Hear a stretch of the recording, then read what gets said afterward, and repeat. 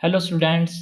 मैं हरजिंदर पाल सिंह आप सबकी डिमांड पर आज एक वीडियो लेकर आया हूं जिसका टॉपिक है fitting shop and fitting tools. जैसा कि आपने पूछा था कि अगर हमने मैकेनिकल इंजीनियरिंग की वर्कशॉप खोलनी है तो उस वर्कशॉप के अंदर फिटिंग शॉप के कौन कौन से बेसिक टूल होते हैं, आज मैं इसके बारे में आज आपको इस वीडियो के जरिए बताऊंगा। सो आज आपने मेरा ये वीडियो एंड तक जरूर देखना है। तो सबसे पहले हम फिटिंग शॉप के बारे में जान लेते हैं कि फिटिंग शॉप होती क्या है। उससे भी पहले हम फिटिंग के बारे में जान लेते हैं कि फिटिंग होती क्या है। फिटिंग का मतलब होता है दो मेटल के पीस को जोड़ना, चाहे वो फेरस है चाहे वो नॉन फेरस है। फिटिंग शॉप एक ऐसी जगह है जहां पर हम स्पेशल टूल को यूज करके मेटल के दो टुकड़ों को प्रॉपर शेप और फिनिशिंग देते हैं। फॉर जैसे कि एग्जांपल मैं आपको दे दूं कि एक मैं इलेक्ट्रिक मोटर की एग्जांपल देता हूं। एक जो इलेक्ट्रिक मोटर होती है उसके अंदर एक शाफ्ट होती है, तो उस शाफ्ट को हमने प्रॉपर शेप देके इस प्रकार से फिट करना है कि वो ना तो ज़्यादा वो टाइट हो ना वो ज़्यादा लूज हो। अगर टाइट होगी तो मोटर सड़ जाएगी, अगर लूज होगी तो वो मोटर आवाज करेगा। फिटिंग टूल मेनली 5 तरह के होते हैं। सबसे पहले मेजरिंग एंड मार्किंग टूल्स, जो कि एक मेजर करने या मापने के काम आते हैं। दूसरा ड्रिलिंग एंड थ्रेडिंग टूल्स, जो किसी भी मेटल जॉब के ऊपर होल करने या उसके अंदर थ्रेड बनाने में काम आता है। तीसरा टूल होता है होल्डिंग टूल्स, किसी भी जॉब की ग्रिप बनाने या पकड़ने के काम आते हैं। चौथा स्ट्राइकिंग टूल्स, जो कि फोर्स लगाने के काम आता है, जैसे कि हैमर और चिपिंग हैमर। पांचवा और आखिरी टूल होता है कटिंग टूल्स, जो कि मेटल को काटने के काम आता है, जिसमें पावर हैक्सा, हैंड हैक्सा और चीजल।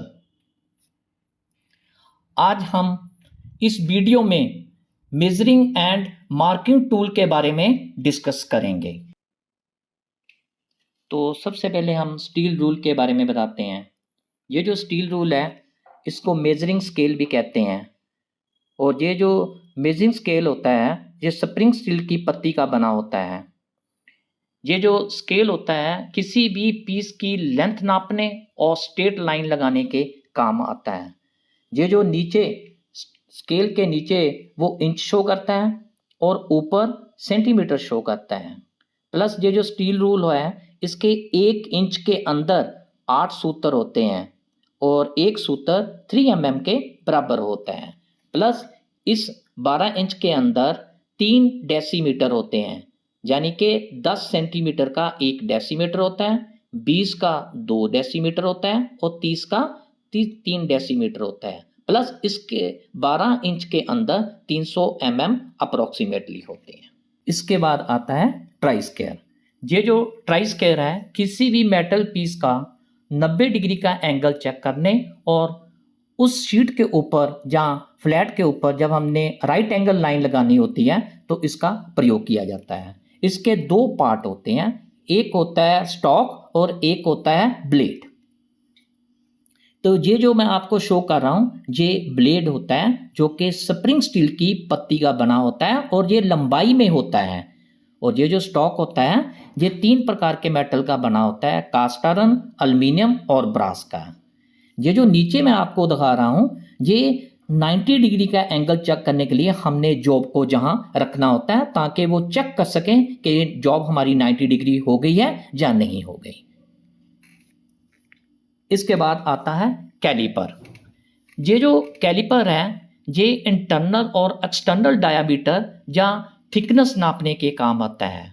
जैसे अगर हमने किसी नट का इंटरनल डायामीटर नापना है तो इस कैलिपर का हम प्रयोग करते हैं, जो कि ज़्यादा एक्यूरेट मेजरमेंट करता है। ये जो मैं आपको 2 कैलिपर दिखा रहा हूँ ये आउटसाइड कैलिपर है, जो कि किसी भी नट का या राउंड पाइप का बाहरला साइज लेता है, बाहरला डाया लेता है। प्लस ये जो दूसरा है ये इनसाइड कैलिपर है, ये किसी भी पाइप या नट का इंटरनल डाया नापने के काम आता है। ये वहाँ भी चला जाता है जहाँ वे ट्राइस्केयर और मेजरिंग स्केल नहीं जाते। ये बहुत ही ज़्यादा एक्यूरेट मेजरमेंट देता है। प्लस ये स्टेनलेस स्टील और हाई कार्बन स्टील का बना होता है। अगला टूल है स्क्राइबर, जो कि एक मेटल की पेंसिल जैसा होता है और आगे से शार्प और तीखा होता है, जिससे हम मेटल सरफेस के ऊपर लाइन लगा सकते हैं। प्लस किसी भी मेटल को काटना हो तो उससे स्ट्रेट लाइन लगा सकते हैं। ये जो मैं आपके सामने ड्राइंग दिखा रहा हूँ, ये स्ट्रेट स्क्राइबर है और ये बेंट स्क्राइबर है। ये जो स्ट्रेट स्क्राइबर है, किसी भी फ्लैट चीज़ के ऊपर जब हमने मार्किंग करनी होती है तो इस साइड का यूज़ कर सकते हैं, और जब हमने बेंट स्क्राइबर यूज़ करना है, किसी भी राउंड पाइप का जो इंटरनल डाया होता है वो इस बेंट स्क्राइबर से मार्क करते हैं।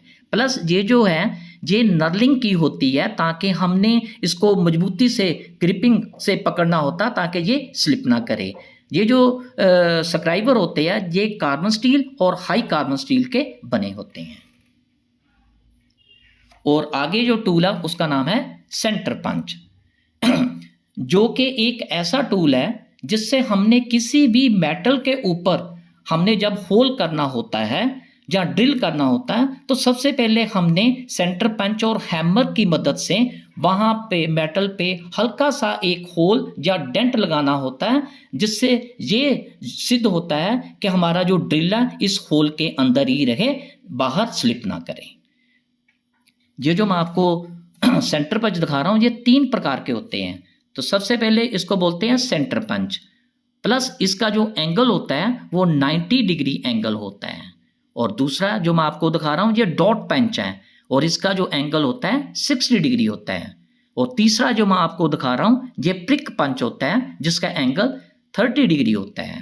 ये जो पंच होते हैं इन तीनों के ये जो बक एंगल होते हैं, इसका मतलब होता है कि आपको जिस साइज का होल चाहिए आपने उसी साइज का ही पंच आपने लगाना है ताकि वो हमारा एक्यूरेट साइज बता सके।